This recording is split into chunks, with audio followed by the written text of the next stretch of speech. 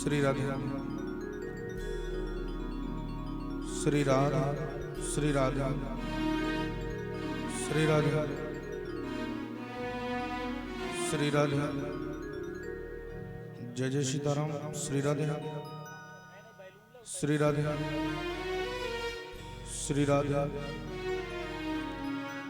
श्री राधे श्री राधे श्री राधे श्री राधे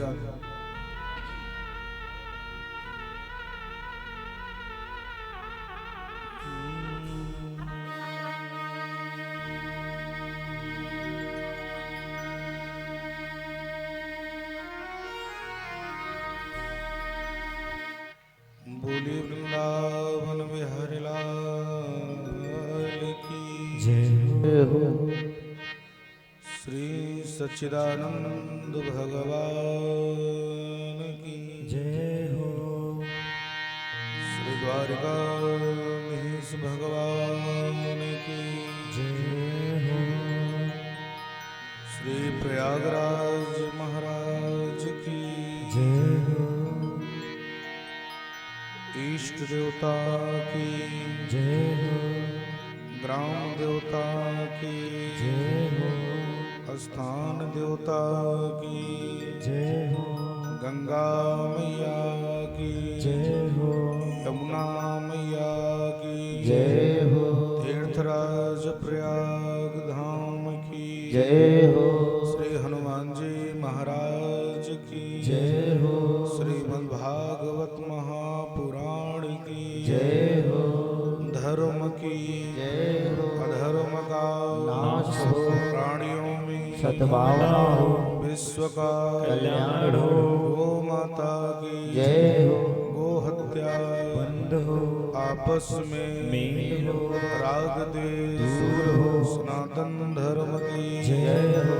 भारत माता की जय हो। नमः पार्वती पतये हर हर महादेव।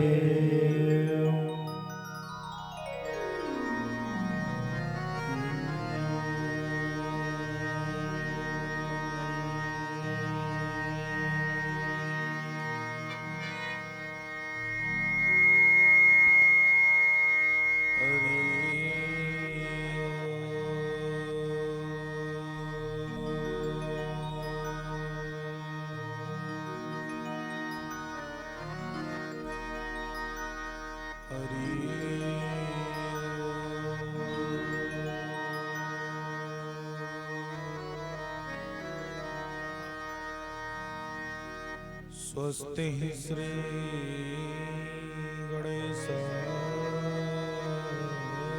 नमः। श्री राधा कृष्णाभ्याम नमः। श्री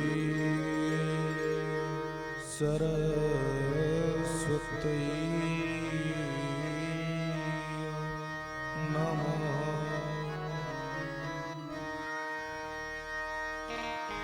ध्येयं सदा परिभवग्नमभीष्ट दोहम्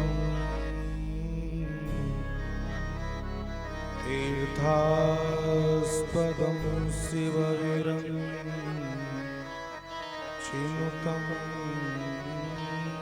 शरण्यम् भृत्यार्तिहं प्रणतपालभवाब्धिपूतं वन्दे महापुरुषते चरणारविन्दम्।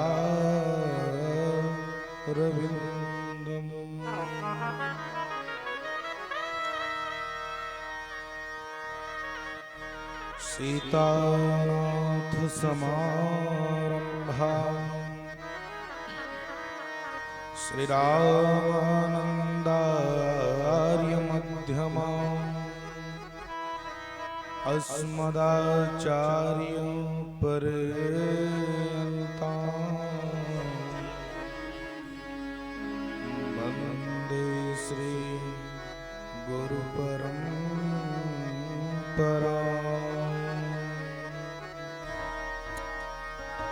वन्दे श्री गुरु परम्परां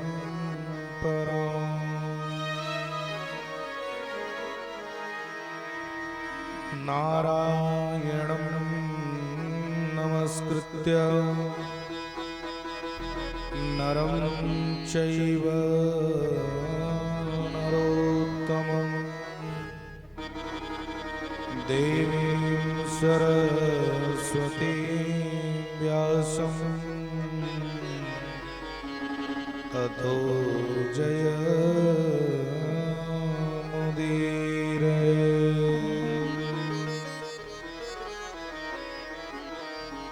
गौरांगं रसमयं नित्यं रसाचार्यं रसोत्सुकं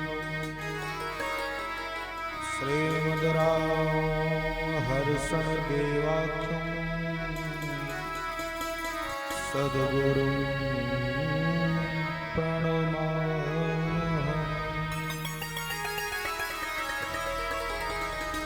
जय जय राधारमण प्रभु,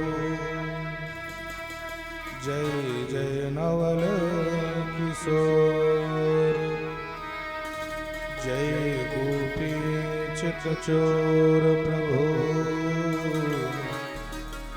जय जय माखन चोर। बोली कृष्णचंद्र भगवान की, श्री द्वारकाधीश भगवान की जय। आइए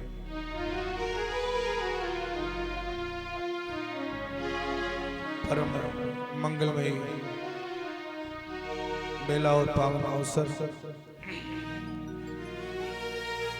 हम सभी भक्तजन आज बड़े श्रद्धा और प्रेम के साथ मैया गंगा की गोद में विराजमान होकर के और श्री हनुमंत लाल जी महाराज के सानिध्य में बैठ करके दुर्लभ मई भागवत कथा को आज हम न जाने कितने जन्मों का ये पूर्ण उदय हुआ, क्योंकि तीर्थों में सबसे बड़े राजा कौन है? तीर्थराज प्रयाग। तीर्थों में सबसे बड़े तीर्थराज प्रयाग और तीर्थराज प्रयाग की वसुंधरा में अगर बैठ करके भगवान की कथा को सुना जाए तो ये परम सौभाग्यशाली हम सभी भक्तगण हैं, क्योंकि इसी पावन धरातल पर स्वयं प्रेम मूर्ति भैया भरत जी, भगवान श्री राघवेंद्र सरकार जी, सभी लोग आकर के यहाँ पर सुंदर गोता लगाए और भरद्वाज आश्रम से मेरी गंगा मैया प्रवाहित होती थी और वहां आकर के सुंदर, तो ऐसे धरातल में बैठ करके भगवान की कथा को हम श्रवण कर रहे हैं, कोई आसान बात नहीं। आइए बड़ी श्रद्धा और प्रेम के साथ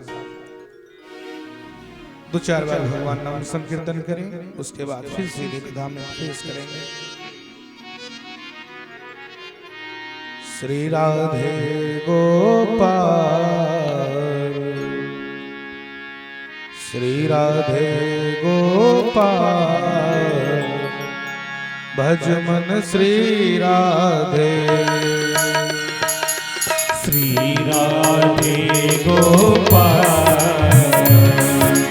भज मन श्री राधे।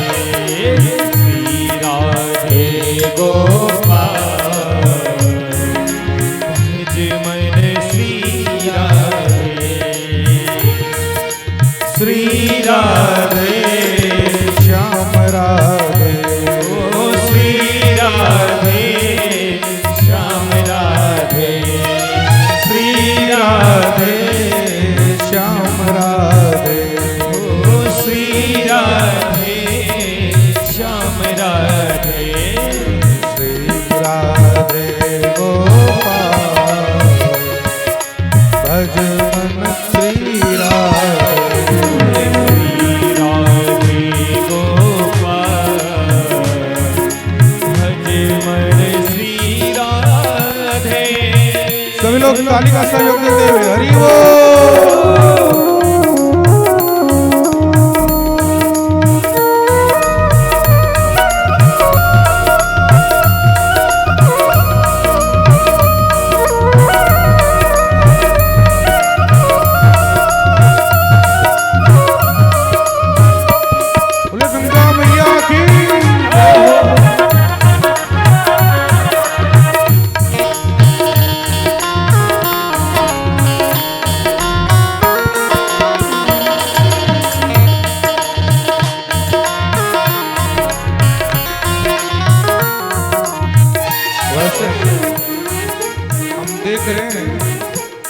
पीछे वाले आगे वाले तो थोड़ा ताली बजा रहे हैं, अब पीछे वाले बीच वाले तो वो भी नहीं बजा रहे। राजेंद्र बाबू क्यों नहीं बजा रहे पता? हम लोग सोचते हैं कि भगवान ने तो हमारे हमको धन दौलत मोटर कार हीरा मोती सब दिया, हम भगवान का नाम क्यों गाएं? भगवान का नाम ये पंडित जी गाएं, संगीत वाले गाएं, मुख्य यजमान गाएं, हम क्यों गाएं? लेकिन याद रखिएगा, माँ गंगा की गोद में बैठे हैं। किसी संत ने बहुत एक सुंदर बात कहा है, क्या?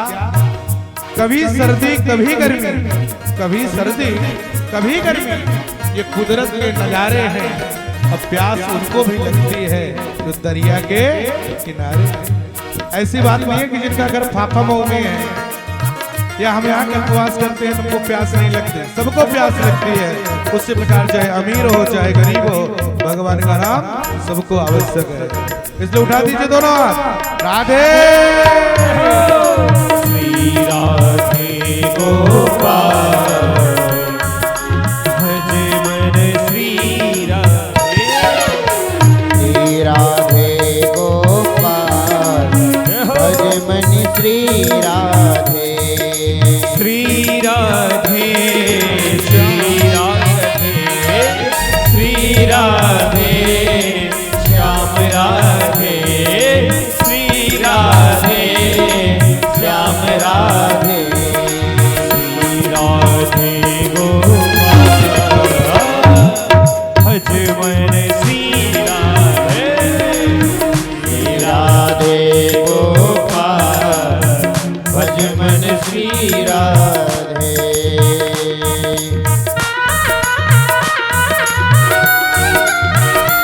जय हो।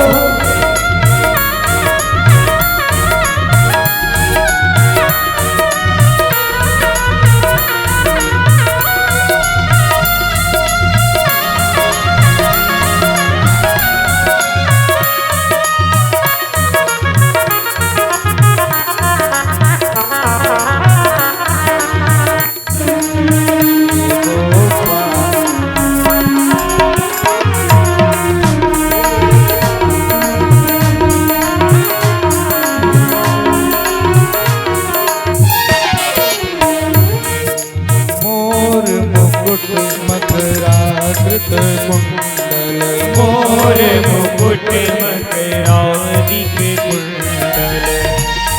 ओ मोर मुकुट मकरादिक कुंडल। मोर मुकुट मकराकृत कुंडल, मोर मुकुट मकरादिक कुंडल। मोर मुकुट मकरादिक कुंडल। और वैजंती माँ, और वैजंती माँ भज मन श्री राधे। और वैजंती माँ भज मन श्री राधे। श्री राधे गोपाल भज मन श्री राधे। श्री राधे श्याम राधे। श्री राधे बोलते रहो। श्याम राधे। श्री राधे श्याम राधे। श्री राधे गोपाल भज मन श्री राधे।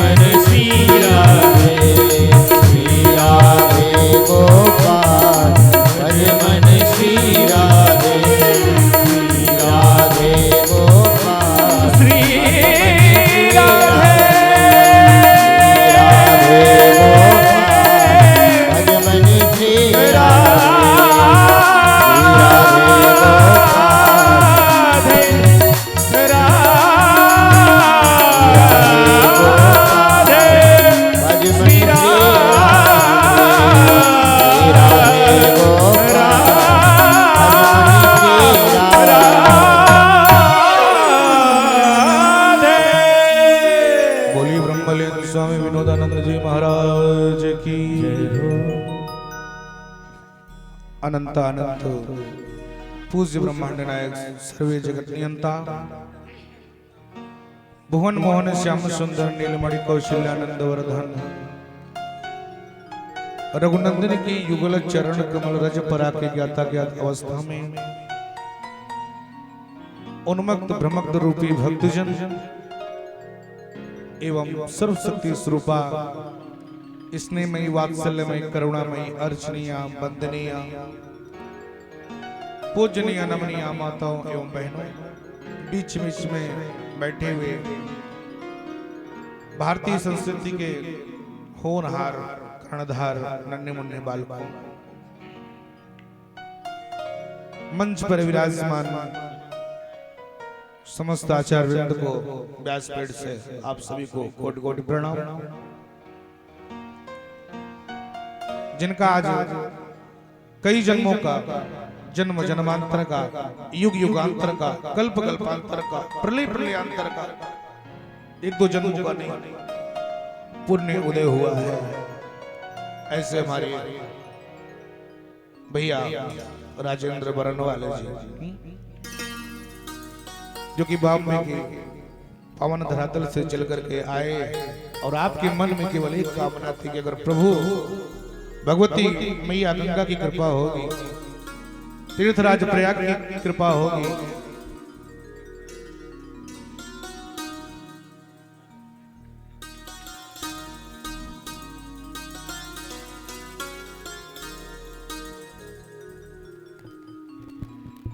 श्री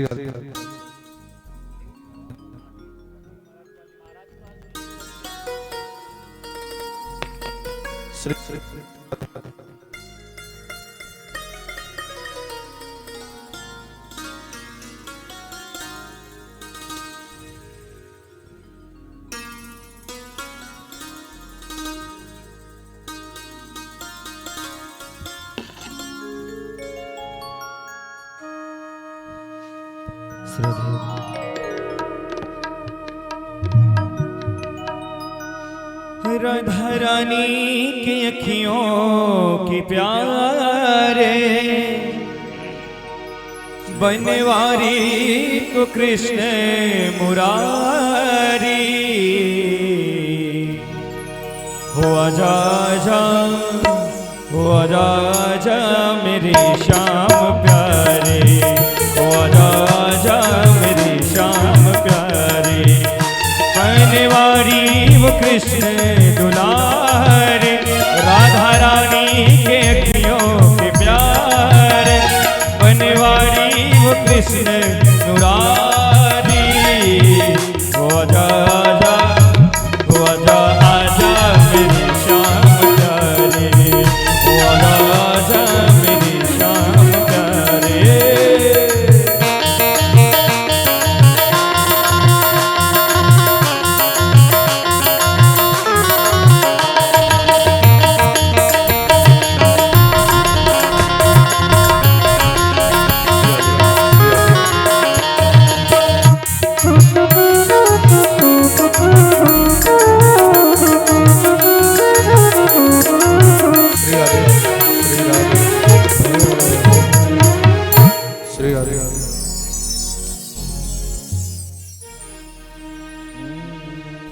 सच्चिदानंद रूपाय विश्वोत्पत्त्यादि हेतवे तापत्रय विनाशाय श्री कृष्णाय वयं नमः। कई जन्मों का जब पुण्य उदय होता है तब भगवती गंगा मां की गोद में बैठ करके भागवत श्रवण करने का अवसर मिलता है। भागवत है क्या? हम कोई भी ग्रंथ को श्रवण करें, कोई भी शास्त्र को सुने तो सर्वप्रथम उसके विषय में जानकारी करने का प्रयास करें कि ये है क्या। भागवत किसे कहते हैं? भागवत भागवत जैसे ग्रंथ में 4 अक्षर होते हैं मेरे प्यारे। 4 अक्षर। पहला भा, ग, व, त। श्री सुखदेव जी महाराज श्री परीक्षित जी को सावधान करते हुए कहते हैं, राजन, भगवान को प्राप्त करने का 4 उपाय है, 4 सीढ़ी है। मेरे प्रभु हमसे दूर नहीं है, हमारे बहुत निकट है, बहुत पास में। परमात्मा हम सभी के बहुत पास होते हैं, लेकिन उनको प्राप्त करने के लिए 4 सीढ़ी है, वही है भागवत। क्या बोली? भागवत को सुनने की आवश्यकता नहीं है। अगर ये 4 सीढ़ी 4 उपाय को अगर हम कर लें, तब हमारे अंतःकरण में, हृदय में स्वयं भागवत बैठ जाएगी, ग्रंथ बैठ जाएगा। महाराज क्या है? बोले भा से भक्ति। राजा, परमात्मा के चरणों में, परमात्मा के श्री विग्रह में सर्वप्रथम भक्ति लाइए। भक्ति भक्ति बोले हाँ। बोले परमात्मा मिलता किसको है? बोले भगवान। ज्ञानी को जल्दी नहीं मिलता, ज्ञानी को भगवान नहीं दर्शन देते। क्यों? क्योंकि ज्ञानी तो जो हो वो होता है जो तत्व ज्ञान को जान चुका है। भगवान सबसे पहले किसको मिलते हैं? परमात्मा। महाराज बोले सबसे पहले अगर परमात्मा मिलते हैं तो भक्ति अर्थात भक्त को मिलते हैं भगवान। किसी ने कहा नहीं महाराज। बोले फिर कहा भगवान को सबसे ज्यादा क्या प्रिय है? बोले क्या प्रिय है? भगवान किसको मिलते हैं? बोले महाराज जो दिन भर में 4 बार नहाता है भगवान उसको मिलते हैं। बोले नहीं नहीं, ऐसा नहीं है। अगर दिन भर में 4 बार नहाने वाले को भगवान दर्शन देते, हमारे आदरणीय हनुमान भैया, तो कोल भील को भगवान कैसे दर्शन दे देते? जो कोल भील जाड़े में 4 महीना नहाता ही नहीं था और भगवान से यही कहता था कि अस हमार प्रभु बड़ सेवकाई, ले ही न बासन बसन चुरा। हमसे बहुत सावधान रहिएगा महाराज, नहीं तो हम देने वाले नहीं हैं, हम लूट करके ले लेने वाले हैं। लेकिन भगवान राम ने उस कोल भील को दर्शन दिया। आपने एक चीज बोले महाराज नहाने वाले को नहीं मिलते। बोले नहीं। बोले अगर नहाने वाले को नहीं मिलते तो परमात्मा उसको मिलता होगा। बोले किसको? बोले जो दिन भर में त्रिकाल संध्या करता है, पूजा करने वाले को भगवान मिलते हैं। भगवान जिसकी आयु अधिक होती है भगवान उसको मिलता होगा। जिसके पास दाढ़ी है, पके पके बाल हैं, बिल्कुल जो शरीर की चमड़ी है बिल्कुल सिकुड़ गई हो, भगवान उसको मिलता हो लास्ट में। बोले भगवान उसको भी नहीं मिलता। अच्छा महाराज अगर उसको नहीं मिलता तो भगवान उसको मिलते होंगे जिनके पास खूब सारा डिग्री होता हो, जो खूब पढ़े लिखे हो, भगवान उसको मिलते हो। बोले परमात्मा उसको भी नहीं मिलता। बोले भगवान अगर उसको नहीं मिलते होते तो जो खूब सुंदर है भगवान उसको मिलते होंगे। बोले भगवान उसको भी नहीं मिलते। तब सुखदेव जी कहते हैं राजा अगर भगवान सुंदरता को देखते, अगर भगवान धनवान को देखते, अगर परमात्मा उम्र को देखते तो व्याधस्या चरणम ध्रुवस्य च वयो विद्या गजेन्द्रस्य का जात विदुरस्य यादवपते उग्रस्य किं पौरुषम् कुब्जायाः कमतित्र रूपमधिकं तत्किं सुदाम्नो धनम् भक्त्या तुष्यति केवल परमया भक्ति प्रियो माधवा। भगवान अगर नहाने वाले को मिलते तो कोल भील को परमात्मा दर्शन न देते। भगवान अगर डिग्री को देखते तो गजेंद्र कितना पढ़ा लिखा था, जो गजेंद्र ढंग से भगवान का नाम भी नहीं स्मरण कर पाता था, बोल पाता था, लेकिन अंत में केवल कमल का पुष्प लेकर के भगवान का ध्यान करके अवश्य वही चरणों में चढ़ा दिया मन से, और जैसे चरणों में मन से चढ़ाए वैसे परमात्मा को आना पड़ा। आपने एक चीज और कहा कि भगवान उम्र को देखते हैं। अगर परमात्मा उम्र को देखते तो ध्रुव जी की उम्र कितनी थी? केवल 5 वर्ष की, लेकिन परमात्मा ने ध्रुव जी को दर्शन दे दिया। भगवान उम्र भी नहीं देखते। आपने कहा कि परमात्मा सुंदरता को देखते हैं। अगर भगवान सुंदरता को देखते तो कुब्जा कितनी सुंदर थी मेरे प्यारे। जो कुब्जा 10 जगह से टेढ़ी थी, लेकिन परमात्मा ने उस कुब्जा को भी विश्व सुंदरी बना दिया, और ऐसा बना दिया कि जो जिस कुब्जा का मुख देख लेने के बाद लोग रास्ता बदल दिया करते थे, वही कुब्जा आज पूजनीय हो गई। परमात्मा का हाथ पड़ते। आपने एक चीज कहा कि भगवान धनवान को मिलते हैं। अगर परमात्मा धनवान को मिलता तो सुदामा कितना बड़ा धनवान था भैया। जिस सुदामा के पास एक टाइम भोजन बनता था तो 4 दिन बच्चे भूखे रहा करते थे, ऐसे सुदामा को भगवान अपना मित्र बनाया। तो भगवान ये सब नहीं देखते। भगवान तो केवल आप हमारा आपका भाव देखते हैं। आज हम तीर्थराज प्रयाग में बैठे हैं। कथा आज भागवत महात्म्य में की है। महात्म्य माने महत्व। तो भाष्य भक्ति सर्वप्रथम अगर भगवान की प्राप्ति करना है तो हृदय में भक्ति को धारण किया जाए। भागवत 4 अक्षर है। भा से भक्ति और क्या से ज्ञान। गा से ज्ञान। जब हमारे जीवन में हमारे अंतःकरण में भक्ति आ जाएगी, अंतःकरण में जब भक्ति की मयूर नृत्य करने लगेगी तो व्यक्ति को ज्ञान भी अपने आप हो जाएगा, तत्व ज्ञान मिल जाएगा। और जब व्यक्ति को ज्ञान मिल गया तो फिर वासे वैराग्य। वासे वैराग्य। जब हमको अगर ज्ञान मिल गया, भक्ति आई तो ज्ञान आया, और जब ज्ञान आया तो फिर वैराग्य तो अपने आप आएगा। और जब वैराग्य आ गया तो फिर तासे त्याग, संसार से हमको फिर त्याग हो जाएगा।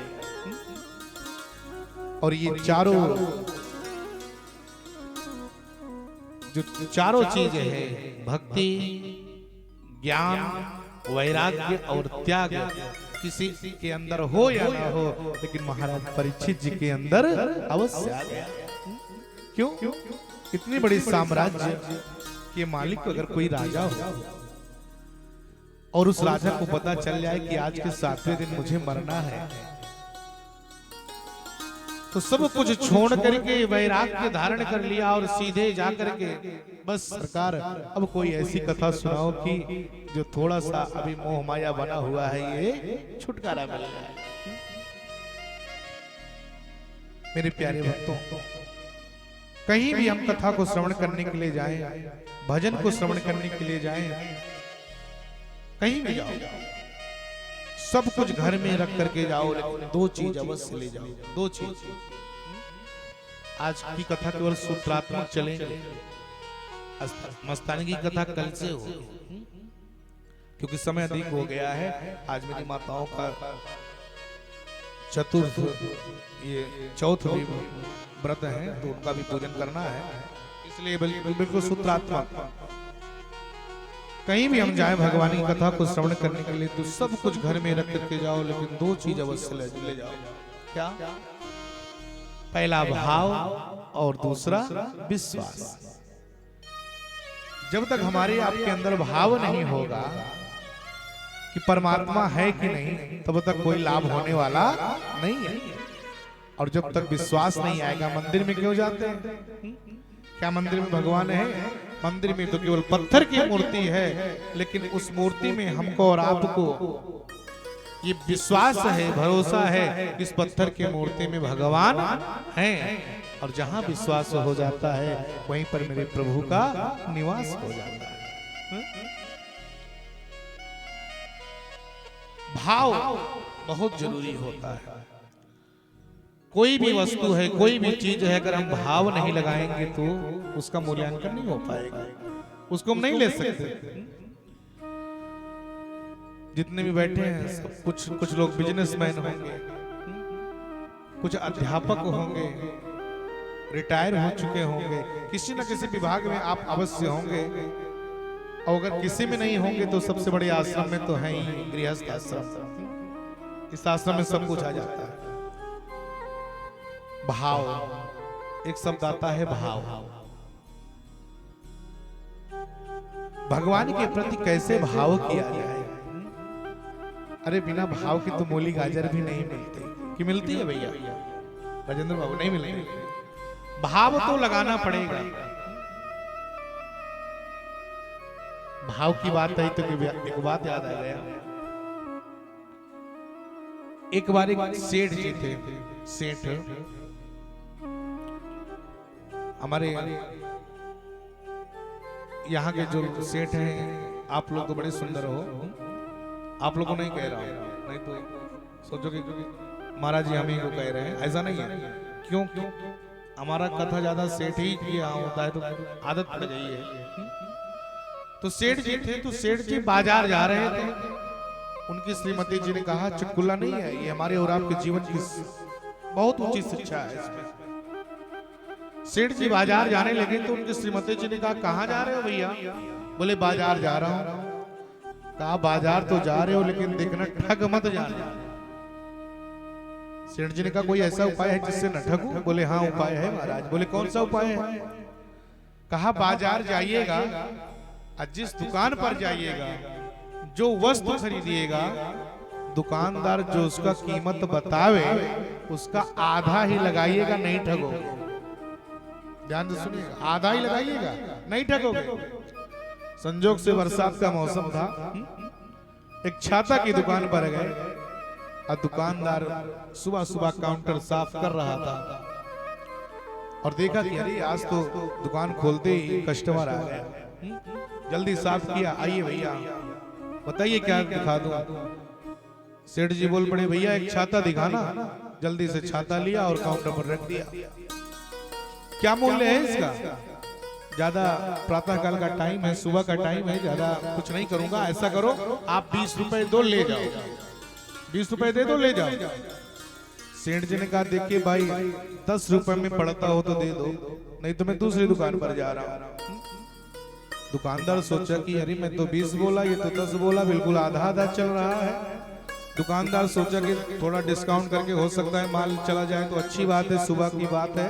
दुकानदार ने कहा एक काम करो भैया। बोले क्या? कहा 2 रुपए आप और कम दे दो, 18 रुपए दो, ले जाओ। सेठ जी ने कहा देखिए भाई 9 रुपए में पड़ता हो तो दे दो, नहीं तो मैं जाऊं कहीं और। 9 रुपए में पड़ता हो तो मैं कहीं और जाऊं। दुकानदार सोचा भैया ऐसा कैसा ये कस्टमर आ गया। दुकानदार ने कहा भैया हमको लगता है कि आप ज्यादा पढ़े लिखे हो, मोल भाव करने का आपका ज्यादा आइडिया है, एक काम करो। बोले क्या? कहा 16 रुपए तो ले जाओ। सेठ जी ने कहा देखिए 8 रुपए में पड़ता हो तो दे दो। जैसे जैसे दुकानदार नीचे आ रहे हैं वैसे ये भी नीचे आ रहे हैं। दुकानदार 14 पर आए, ये 7 पर आए, दुकानदार 12 पर आए, ये 6 पे आए। अंत में दुकानदार को क्रोध आ गया, गुस्सा आ गई। बोला अरे एक काम करो। बोले क्या? कहा सुबह सुबह तुम्हारा मुंह देखा, सुबह सुबह मेरी बोहनी बिगड़ी, ये बताओ। बोले क्या? कहा 10 रुपए में लेना है कि नहीं? तमक के गुस्से में कहा, जैसे कहा 10 रुपए में लेना है कि नहीं। सेठ जी किसी से कम थोड़ी थे, ये भी बोल पड़े सुबह सुबह हमने भी तुम्हारा मुंह देखा, सुबह सुबह मेरा सौदा बिगड़ा, ये बताओ 5 रुपए में देना है कि नहीं? और जैसे इस तरह से बोले तो दुकानदार खिसिया गया, मुंह बनाता हुआ बोला एक काम करो। बोले क्या करूं? कहा मुफ्त में ले जाओ। फ्री में क्यों नहीं ले जाते? मुफ्त में ले जाओ ना। बोले सेठ जी बोल पड़े महाराज एक काम करो। बोले क्या? कहा अगर मुफ्त में ले जाऊंगा, फ्री में ले जाऊंगा तो एक नहीं फिर 2 ले जाऊंगा। अगर मुफ्त में ले जाऊंगा, फ्री में ले जाऊंगा तो एक नहीं फिर 2 ले जाऊंगा। कथा सुनने में तो बड़ी साधारण लगी, लेकिन इस कथा से हमारे और आपके जीवन में बहुत ऊंची शिक्षा मिलती है मेरे प्यारे भक्तों। इस कथा से प्रश्न होता है कि उसको छाता क्यों नहीं मिला, क्या कारण था जो उसको छाता नहीं मिला। तो मेरे प्यारे भक्तों, केवल उसको छाता इसलिए नहीं मिला क्योंकि वह किसी एक भाव में टिक नहीं पाया। अगर किसी एक भाव में टिक गया होता तो उसको छाता मिल गया होता। विचार करो अपने हृदय से, अपने दिल से, अगर एक भाव में टिके हुए जब छाता जैसी वस्तु नहीं मिल सकती तो बिना भाव के मेरे प्रभु की कृपा कैसे मिलेगी, मेरे सरकार की कृपा कैसे मिलेगी। वो तो दुनिया को चलाने वाला है। भगवान की कृपा को पाने के लिए मीराबाई जैसी भक्त आज अपने राज्य को छोड़ दिया, अपने सुख सुविधा को छोड़ दिया। परमात्मा को प्राप्त करना है मेरे प्यारे, तो भगवान जिसको अपना बनाते हैं उसका सब कुछ छीन लेते हैं। तेरे पास धन रहेगा तो तू धन में ही मस्त रहेगा, मेरे पास नहीं आएगा। भगवान जिसको अपना भक्त बनाते हैं उसको कष्ट देते हैं। समय समय पर परमात्मा भक्तों की परीक्षा लेते रहते हैं। जैसे स्कूल में, क्लास में हजारों स्टूडेंट बैठे रहते हैं, लेकिन जो टीचर होता है ना, टीचर अध्यापक जो होता है, वो हजारों स्टूडेंट को नहीं पढ़ाता, भले लेक्चर तो पूरा देता है सब, लेकिन उसमें कुछ स्टूडेंट जो ज्यादा ब्रिलियंट होते हैं, ज्यादा तेज होते हैं, वो आगे बैठते हैं, बाकी जो कमजोर होते हैं वो पीछे बैठते हैं। तो जो टीचर होते हैं ना, जो अच्छे स्टूडेंट होते हैं उसको आगे बैठाता है, और आगे बैठा करके अगर थोड़ा सा उनसे गलती हो जाती है ना, अच्छे पढ़ने लिखने वालों से, तो उनको सजा देते हैं। क्यों? क्योंकि अगर आज सजा नहीं दूंगा तो ये बर्बाद हो जाएगा, और अगर अभी आज इसने एक गलती किया है, थोड़ा सा सजा दे करके सुधार दूंगा तो कल ये गलती नहीं करेगा। वैसे भगवान और भक्त की भी भाव है, भगवान और भक्त का भी संबंध है। परमात्मा कहते हैं जो मेरा भक्त है, अगर उसके पास धन रहेगा तो वो तो अपने धन में मस्त रहेगा, और अगर इसके पास कुछ नहीं रहेगा तब ये मेरे माला को डुलाएगा, माला करेगा। धन की जो होती है, धन की तीन गति होती है, तीन गति। कौन सा? धन की तीन गति है, खाया पिया अंग लगा। अरे उस पासबुक को देख करके अगरबत्ती मत दिखाओ। सबसे पहला दान दिया तो संग लगा। तीर्थराज प्रयाग में बैठ करके भागवत कथा को श्रवण कर रहे हैं, ध्यान देना। अगर हम किसी धर्म के कार्य में, तीर्थ में जाकर के अगर अपने 1 रुपए का दान करते हैं, थोड़ा सा भी दान किया, तो भगवान के लिए अगर हम 1 रुपया देंगे तो परमात्मा न जाने उसके लिए कितना हमको दे देगा। मूर ब्याज सब जोड़ करके परमात्मा देता है। भगवान कभी किसी का लेता होता नहीं है, याद रखिएगा। जिसने सारी दुनिया को दिया है वो भला आपसे क्या लेगा? आप उसको क्या दे सकते हो? द्रौपदी ने तो क्या किया था परमात्मा के लिए? थोड़ा सा अंगुली कटी थी परमात्मा की, तो द्रौपदी ने केवल अपने साड़ी को फाड़ करके और किनारा ही बांधा था भगवान की अंगुली। थोड़ा सा साड़ी के किनारे को फाड़ करके और वही अंगुली में बांध दिया, लेकिन बदले में परमात्मा ने क्या दे दिया? भरी सभा में द्रौपदी की लाज जब जा रही थी, तो वही 4 धागा जो बांधी थी द्रौपदी, वही 4 धागा न जाने कितने साड़ी दे करके परमात्मा ने अपना कर्जा चुकाया था। भगवान कभी किसी का कर्जा रखते नहीं, अपने सर पे सबको चुका देते हैं।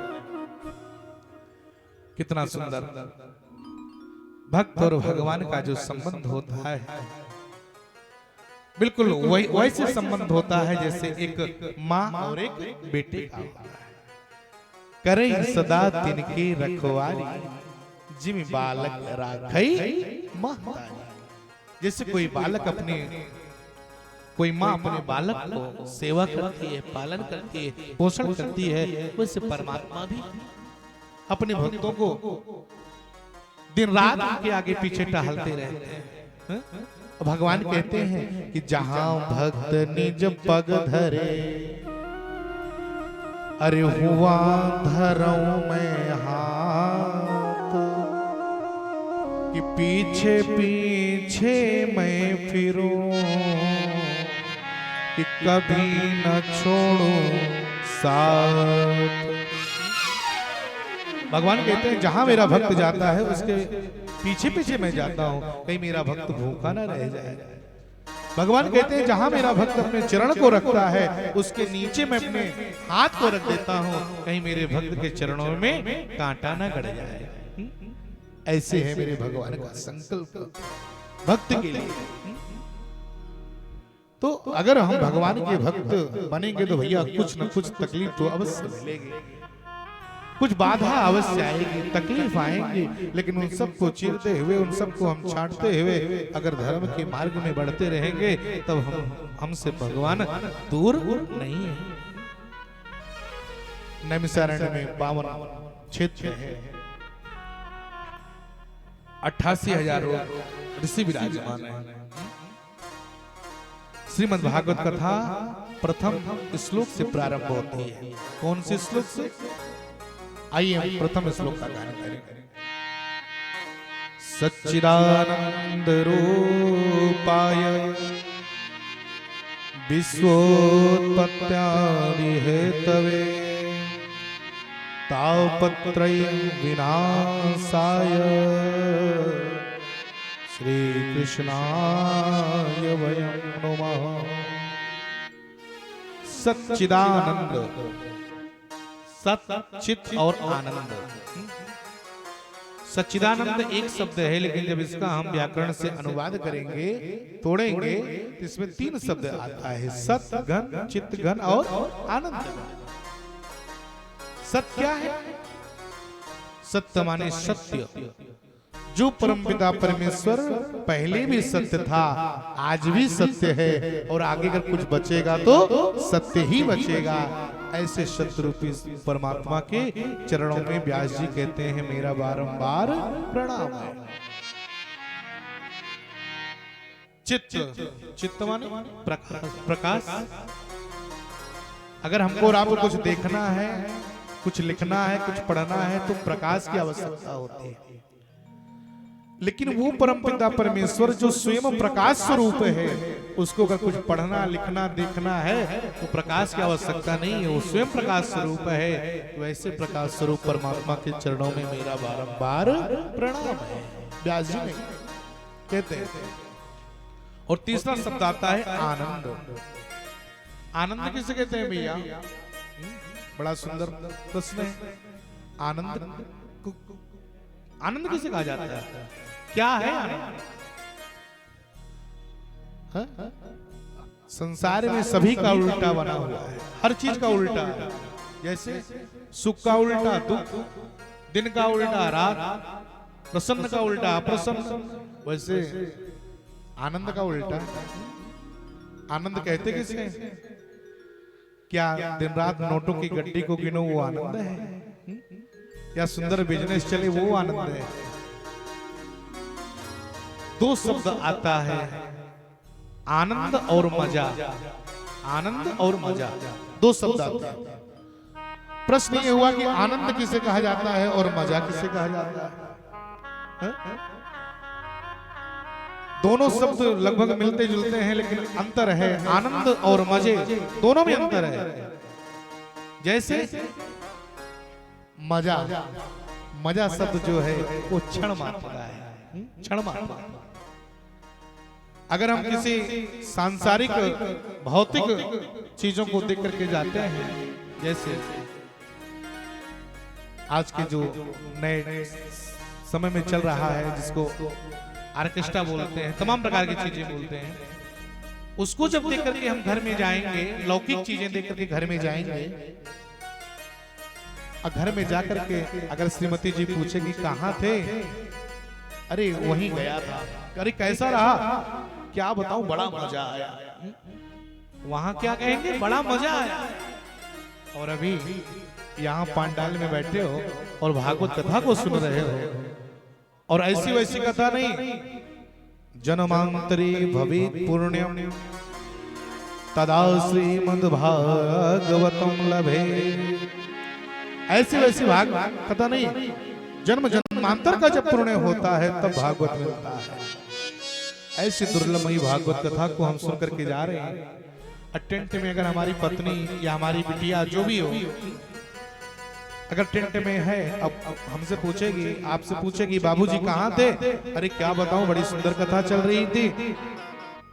कहाँ? बोले महावीर मार्ग पे फला पांडाल में बड़ी सुंदर कथा चल रही थी, तो कैसा रहा बाबूजी? अरे बड़ा आनंद आया। अब जरा ये बताओ, यहाँ आनंद बोलोगे या मजा बोलोगे? कथा को श्रवण करके हम जाएंगे, भजन को श्रवण करके जाएंगे, परमात्मा से मिल करके जब हम जाएंगे तो वहां मजा बोलेंगे कि आनंद बोलेंगे? भगवान के पास जब तक रहेंगे तब तक तो आनंद है, और परमात्मा को छोड़ करके और फिर माया के जंजाल में जैसे फंस गए, आनंद हट गया, तब तो मजा आ गया। तो कोई भी पूछे कि आनंद का उल्टा क्या है, तो जोरदार बोल दो कि आनंद का उल्टा इस संसार में कुछ बना ही नहीं, आनंद का उल्टा तो आनंद ही है। बोलिए भागवत भगवान की जय हो। आनंद का उल्टा तो आनंद ही है। आनंद का, आत्मा के बोध को ही तो आनंद कहते हैं। ऐसी आनंद स्वरूप परमात्मा के चरणों में मेरा बारंबार प्रणाम है। व्यास जी प्रणाम करते हुए तापत्रय विनाशाय, तीनों तापों को बनाने वाले, लय करने वाले और प्रलय कर देने वाले ऐसे परमपिता परमेश्वर के चरणों में श्री कृष्णाय वयम नमः, परमात्मा के चरणों में बारंबार प्रणाम। नैमिषारण्य की पावन धरातल पर 88,000 ऋषि विराजमान है। 88,000 ऋषि विराजमान है, एक दो नहीं। और सबके मन में शंका का भूत सवार हो गया, सबके मन में शंका है। और याद रखिएगा, जब जीवन में शंका आ जाती है शास्त्रों के प्रति, अगर मन में शंका आ गई, कोई प्रश्न मन में चल गया, शंका आ गई, तो सबको छोड़ दो। और अगर गुरु जी का सानिध्य हो, दीक्षा अगर ग्रहण कर चुके हो, तो सीधे गुरु जी के चरणों को पकड़ करके और पूछो, गुरु जी हमें यहाँ जानने की जिज्ञासा है, शंका है, ये कैसे होगा? क्यों?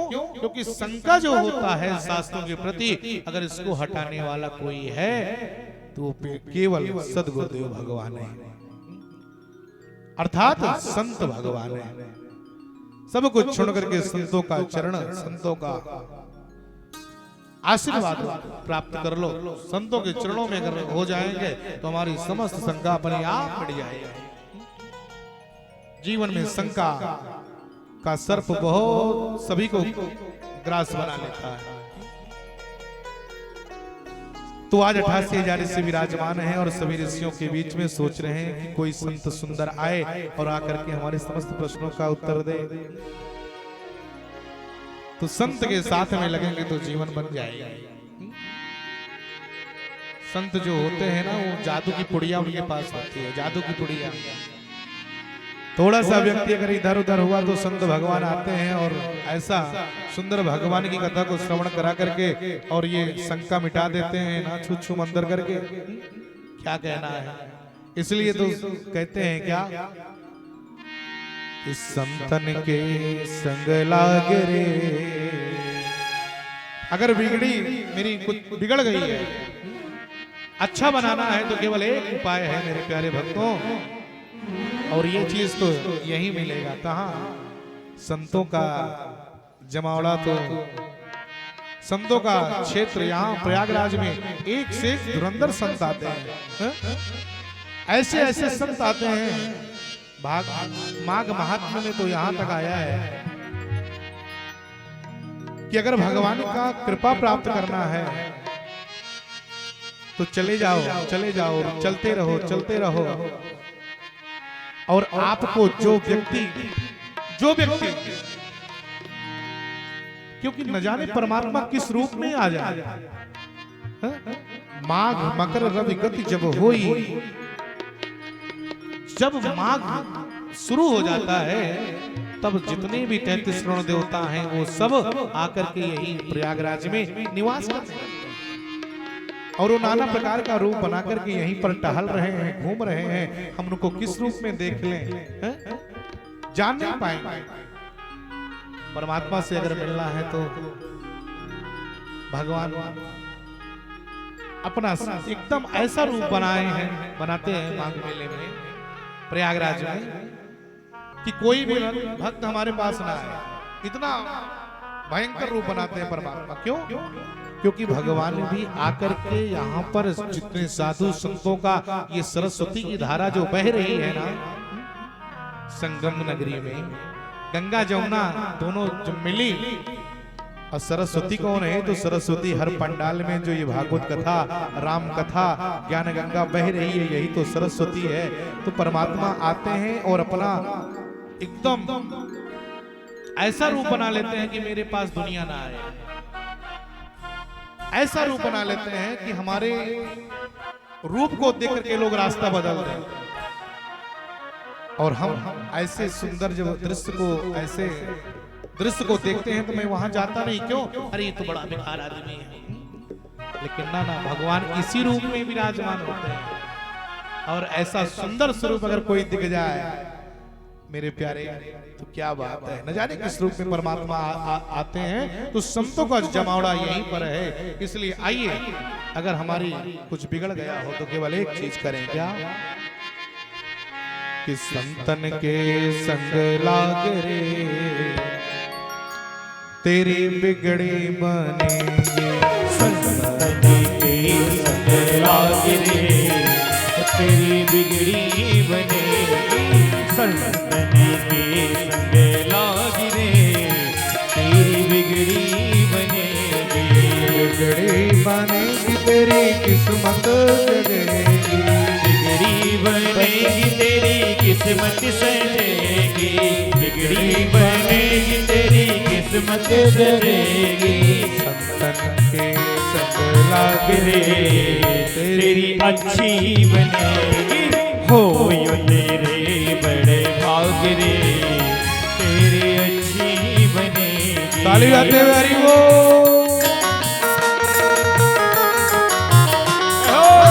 श्री राधे।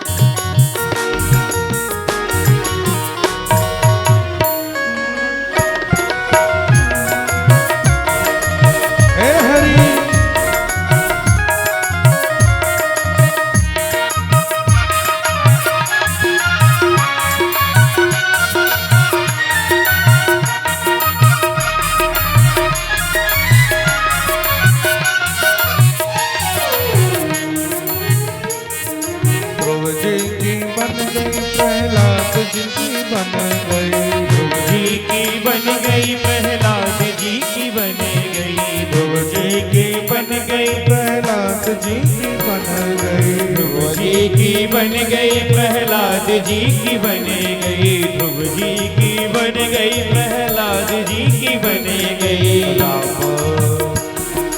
राम राम चरण अनुराग हो तेरी अच्छी बनेगी। राम चरण अनुराग हो तेरी अच्छी बनेगी। श्री राधे।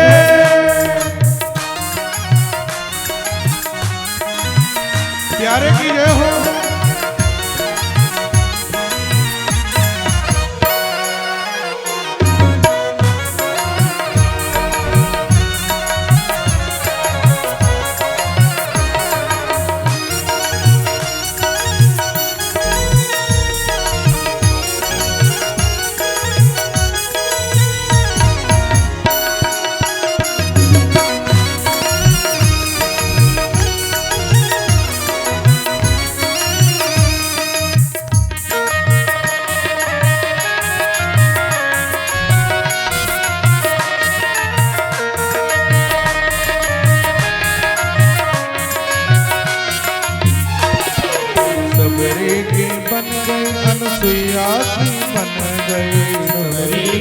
बन गई अनसुईया की बन गई सबरी की बन गई अनसुईया की बन गई सबरी की बन गई अनसुईया की बन गई सबरी की बन गई अनसुईया की बन गई रामचरण अनुराग रे चरण अनुराग रे तेरी अच्छी बनेगी संतन के संग लाग रे तेरी अच्छी बनेगी तन के संग लाग रे तेरी अच्छी बनेगी अच्छी बनेगी तेरी बिगड़ी बनेगी अच्छी बनेगी तेरी बिगड़ी बनेगी बिगड़ी बनेगी तेरी किस्मत जगेगी बिगड़ी बनेगी तेरी किस्मत सजेगी हो ये तेरे बड़े भाग रे तेरी अच्छी बनेगी संतन के संग लाग रे तेरी अच्छी बनेगी संतन के संग लाग रे तेरी अच्छी बनेगी बोले संत भगवान की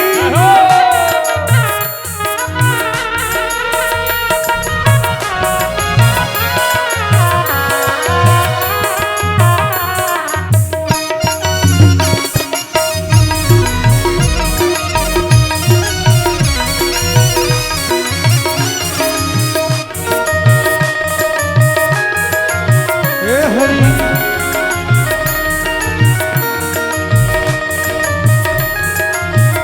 बोलो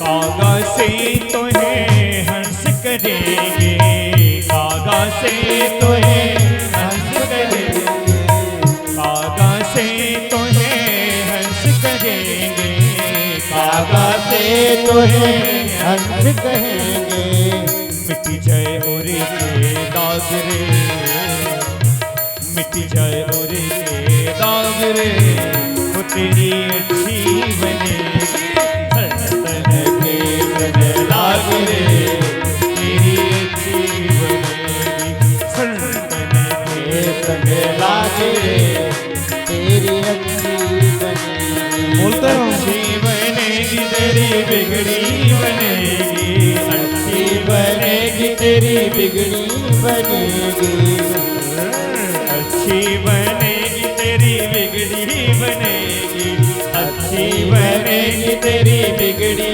बनेगी होयो तेरो बड़ भाग रे तेरी अच्छी बनेगी संतन के संग लाग रे तेरी अच्छी बनेगी तेरी बिगड़ी बनेगी तेरी अच्छी बनेगी तेरी बिगड़ी बनेगी तेरी अच्छी बनेगी तेरी बिगड़ी बनेगी संतन के संग लाग रे तेरी अच्छी बनेगी ये सत्संग के संग लाग रे तेरी बिगड़ी बनेगी सत्संग के संग लाग रे तेरी बिगड़ी बनेगी सत्संग के संग लाग रे तेरी बिगड़ी बनेगी सत्संग के संग लाग रे तेरी बिगड़ी सत्संग के संग लाग रे तेरी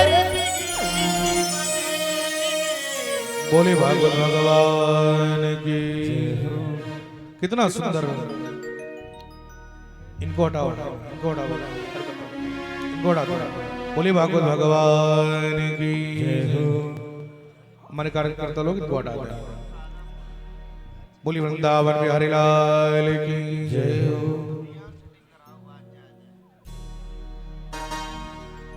88,000 ऋषियों के बीच में मन में शंका है कौन सी ऐसी कथा को श्रवण किया जाए उसी समय हमारे सभी संतों के बीच में सूत जी का आगमन होता है। सूत जी महाराज आए और सूत जी महाराज को जैसे देखे 88,000 ऋषि जाकर के चरणों में प्रणाम करने लगे और जैसे चरणों में प्रणाम किया तो सूत जी महाराज थोड़ा सा संकोच में पड़ गए। क्यों? क्योंकि ये 88,000 ऋषि जो हैं इतने बड़े बड़े ऋषि हैं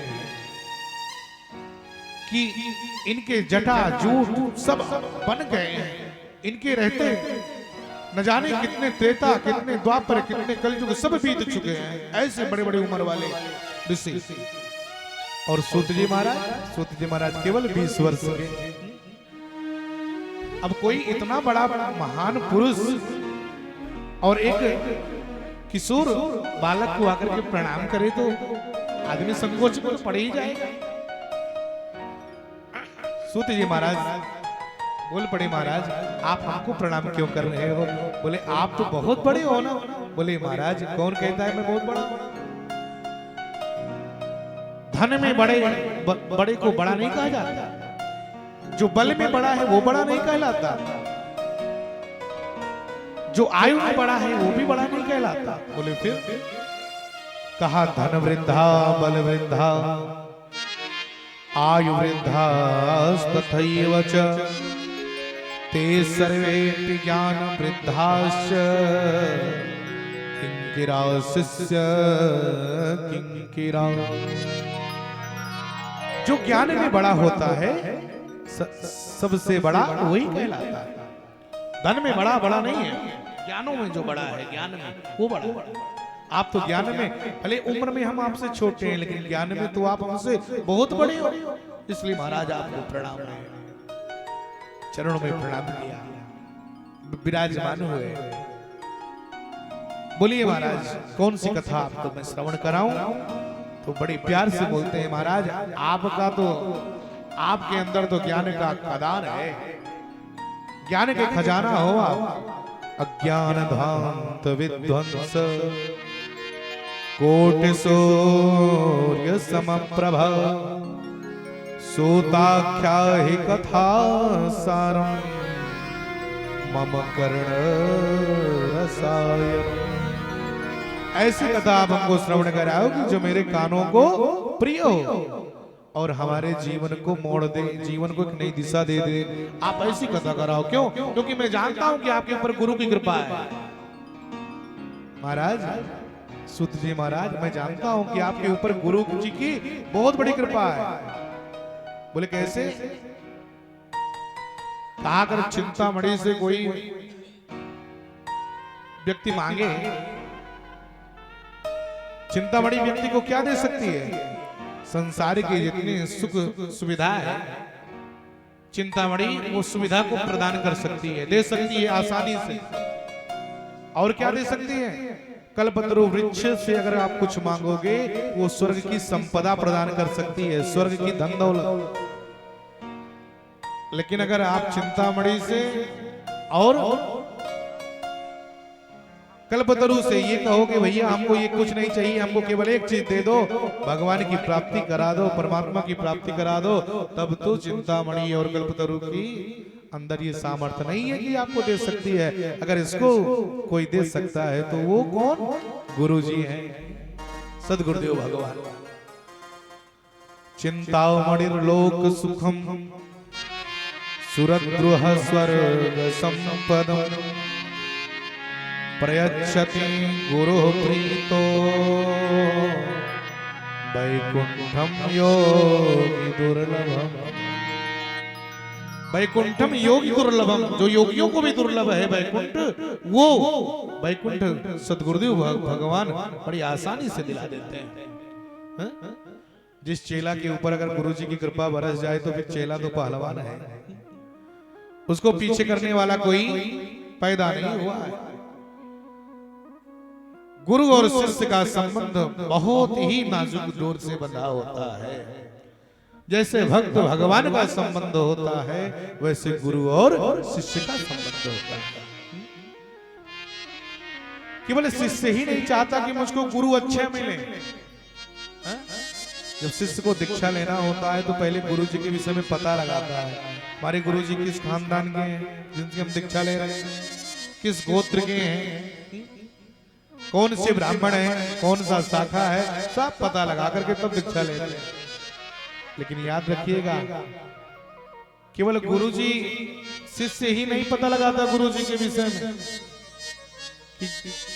गुरु को भी ये होता है कि हमको शिष्य अच्छा गुरु चाहता है तो गुरु भी अच्छा शिष्य चाहते हैं। वो भी शिष्य के विषय में पता लगाते हैं, कैसा है, खान पान कैसा है, संध्या बंदन कुछ होता है कि नहीं होता है, सब कुछ पता लगा करके तब दीक्षा दिया जाता है?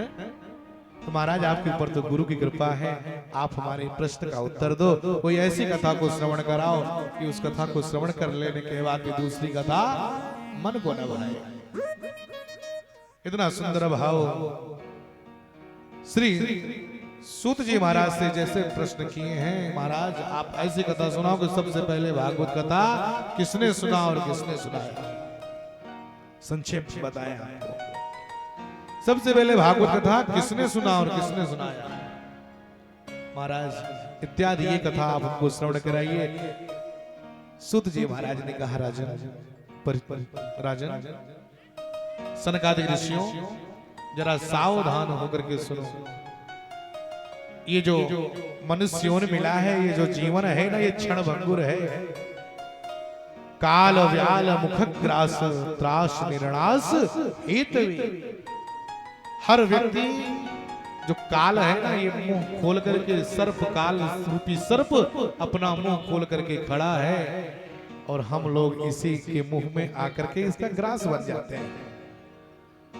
जो काल होता है ना, ये नाना रूप धारण कर लेता है, नाना नाम से आता है।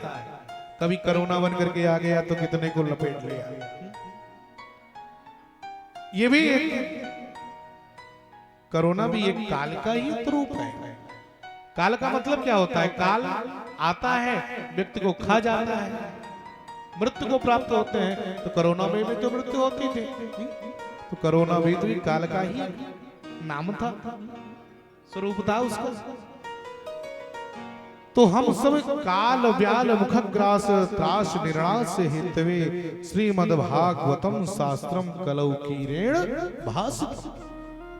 कलयुग में केवल अगर कुछ है इस ग्रास से छुटकारा देने वाला, तो वो केवल श्रीमद्भागवत कथा। राजन, श्रीमद्भागवत कथा एक ऐसी कथा है कि जब सुखदेव जी महाराज